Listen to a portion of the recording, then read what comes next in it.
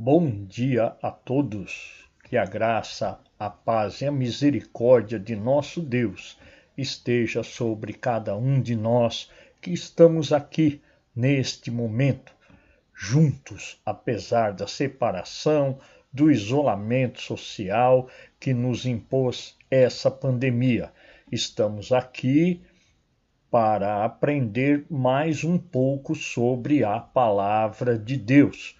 Eu sou o pastor Júlio e sou membro na Igreja Batista no Jardim Santana e estou com a incumbência de, durante o isolamento, durante o período que não podemos nos reunir presencialmente, eu estou gravando esta videoaula para a EBD, a escola mais importante do universo. Nesse trimestre, nós estamos estudando a respeito do livro de Gênesis, o primeiro livro da Bíblia, o livro que relata o princípio, o início de todas as coisas. Eu gostaria, antes de entrarmos na nossa aula especificamente, de dar uma ênfase a duas promessas que Deus fez, que estão no livro de Gênesis, promessas imensuráveis, promessas que abrangem a todo ser humano de todo tempo, desde lá do início da criação, no passado, no presente e até no futuro. E a primeira dessas promessas encontra-se em Gênesis, no capítulo 3, no verso número 15. Você pode ler aí na telinha. Gênesis capítulo 3, verso 15 diz: Porém inimizade entre ti e a mulher, entre a tua descendência e a sua descendência. A promessa: esta te ferirá a cabeça, e tu lhe ferirás o calcanhar.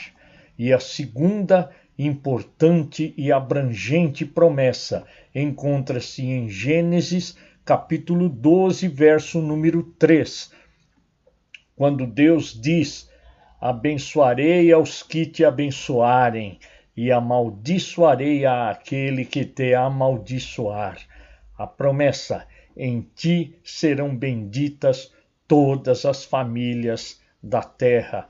Estas promessas cumpriram-se na pessoa, na vida, na morte, na ressurreição do nosso Salvador Jesus.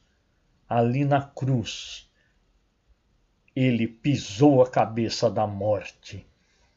E através do Evangelho, através da sua ressurreição, todas as famílias estão sendo abençoadas. Aleluia! Não poderia passar em branco estas duas promessas. Agora sim, iremos entrar na nossa lição. Ainda a lição do primeiro trimestre do ano 2021. E hoje, a última lição, a lição número 13, está lá na sua revistinha, na página 58. Esta lição tem um título: Deus transforma o mal em bem. Deus transforma o mal em bem. E o texto áureo desta lição encontra-se em Gênesis, no capítulo 46, o verso número 3, que diz: E Deus disse: Eu sou Deus, o Deus de teu pai. Não temas descer para o Egito, porque eu te farei ali uma grande nação. Em nome de Jesus, eu gostaria agora de fazer uma oração com você. Feche os seus olhos, se você puder, coloque o seu coração no coração do nosso Deus e vamos orar.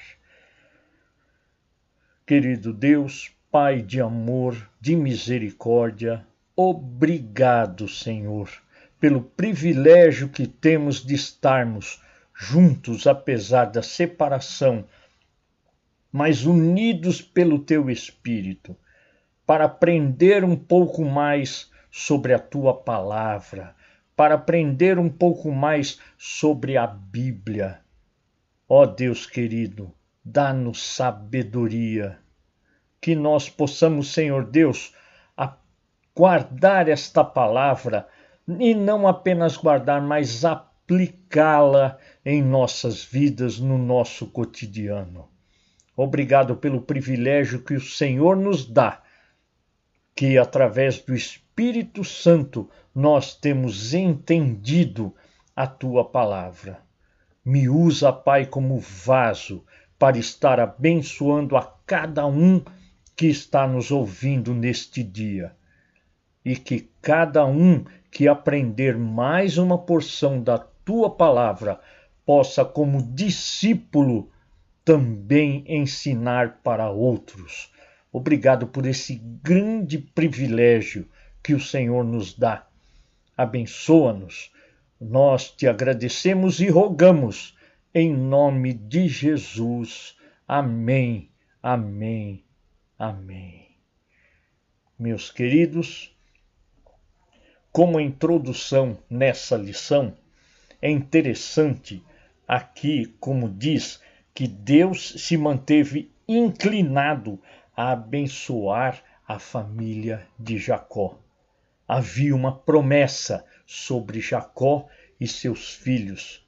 Deus prometeu que os abençoaria, e foi assim que Deus fez, porque até aqui Deus não havia abandonado Jacó e nenhum de seus filhos, apesar de José estar lá distante, separado. No primeiro tópico da lição fala a respeito de um susto. Bom, no estudo anterior, José pediu que, quando eles voltassem, fossem levados ali para a casa do governador. E lá, José preparou um grande banquete. Até então, José estava se mostrando como um egípcio. Ele vai e pede para um de seus empregados colocar ali os víveres nos saquitéis, aonde seriam carregados lá para Canaã. Na boca ali do saquitel, ele pede que seja colocado dinheiro. É interessante que Jacó pediu que os filhos levassem até aquele dinheiro que da vez anterior José pediu para devolver. E eles levaram, e foi colocado novamente. Mas José tinha um plano e pediu para colocar a taça de ouro da qual ele mesmo bebia no saquitel de Benjamim. Então, a caravana começou a se dirigir para Canaã. Foi cercado ali, pedido para parar. É interessante que a certeza, porque eles eram homens honestos, a certeza que eles tinham que eles não haviam pegado nada, porque foi dito para eles, sumiu a taça que o governador bebia. Eles imediatamente colocaram sua carga no chão e pediram para que revistasse. E mais, a certeza deles era tanta que eles falaram assim: aquele a qual na carga for achado a taça deve morrer, e nós outros seremos escravos do governador. E aí vem o susto, quando a taça de ouro é encontrada dentro da carga de Benjamim. E agora? Voltam todos lá para a casa do governador. Quando chegam lá, aí uma revelação. José pede que todos os egípcios saiam dali da sala. E até então José, que só falava em egípcio, começa a falar em hebraico e se revela para os seus irmãos: eu sou José, o vosso irmão, aquele que vocês venderam no Egito. Acrescentou também José: olha, não precisam temer, porque eu estou convencido de que a mão de Deus é que nos fez, é que fez com que tudo chegasse neste momento.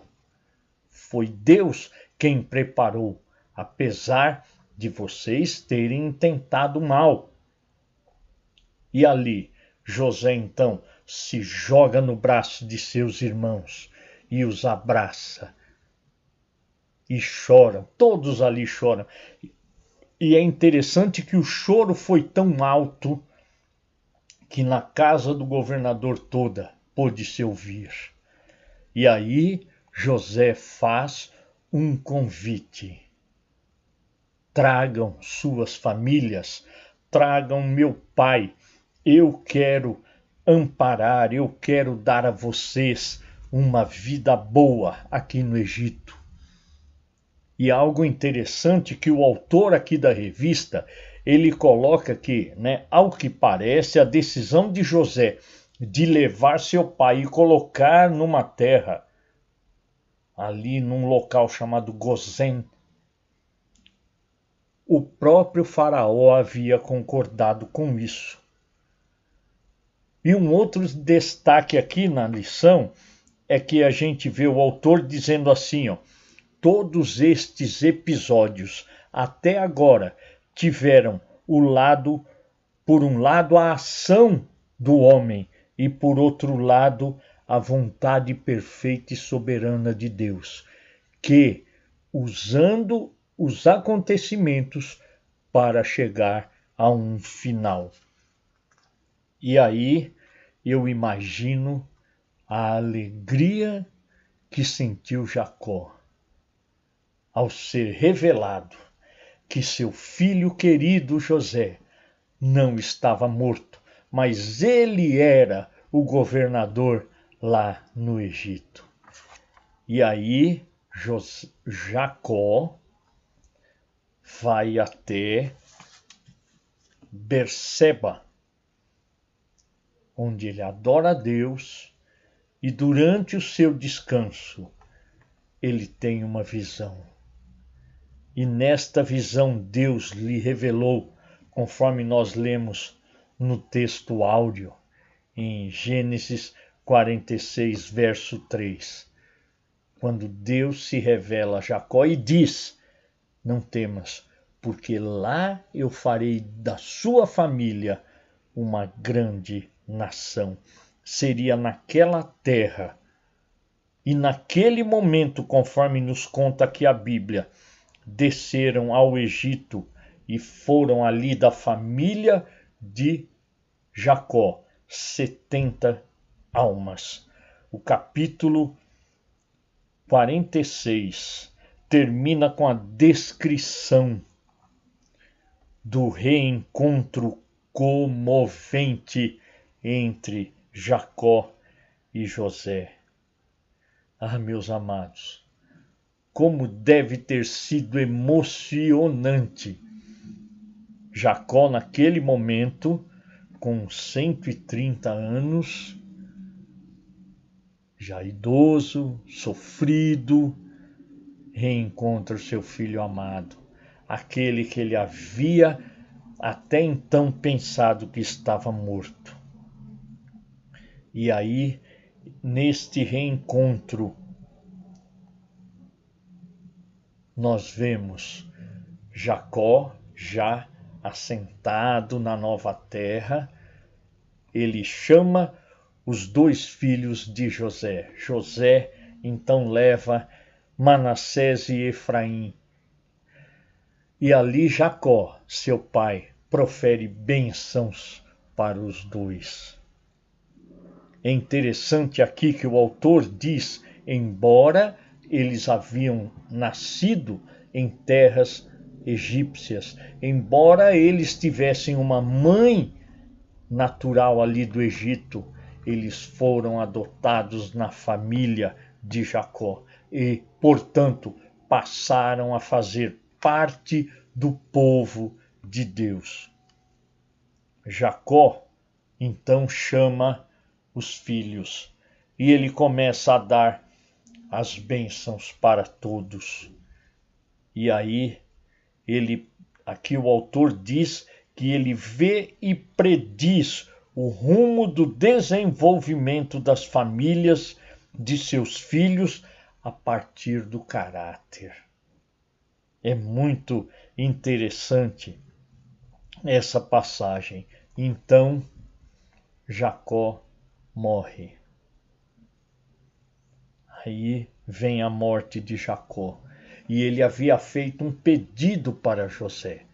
Eu não quero ser sepultado aqui, mas eu quero que levem meus restos lá para a cova em Macpela, onde estava seu pai Isaque e seu avô Abraão.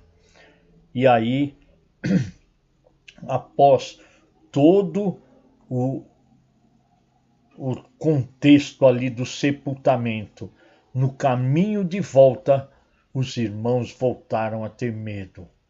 Agora que não temos mais nosso pai, José pode se vingar. O pai estava morto e eles então se humilharam perante José.